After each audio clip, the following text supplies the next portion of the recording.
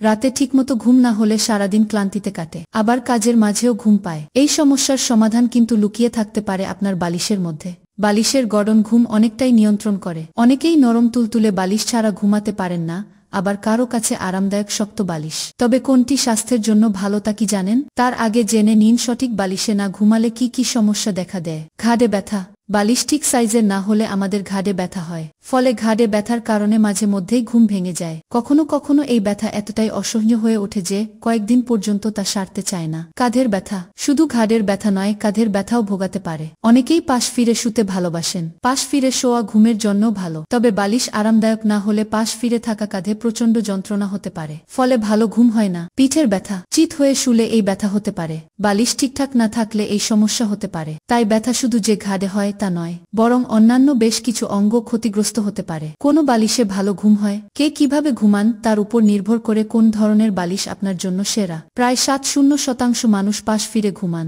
এক্ষেত্রে শক্ত বালিশ নেওয়াই ভালো। বালিশ শক্ত হলে মাথা ও ঘাড়ের মধ্যে সামঞ্জস্য থাকে। তবে বালিশ যেন খুব বেশি উঁচু না হয়, তাহলে শুলে সমস্যা হতে পারে। যারা চিত হয়ে ঘুমান তাদের অনেকেই স্লিপ অ্যাপনিয়াতে ভোগেন। নাক ডাকার অভ্যাসও থাকে তাদের। আবার শ্বাসকষ্টের সমস্যাও হতে পারে, কারণ চিত হয়ে শুলে জিহ্বা ভেতরের দিকে চলে যায়, ফলে শ্বাসনালী বন্ধ হয়ে যেতে পারে। তাই চিত হয়ে শোয়ার জন্য শক্ত বালিশ ভালো। এতে শরীরের উপর অংশ একটু উঁচু থাকে, এমন ব্যবস্থা করে নিতে পারলে সবচেয়ে ভালো হয়। বন্ধুরা, আমার চ্যানেলকে সাবস্ক্রাইব করুন এবং আমার চ্যানেলের সাথেই থাকুন। ভালো থাকবেন, সুস্থ থাকবেন, সুন্দর থাকবেন। সবাইকে ধন্যবাদ।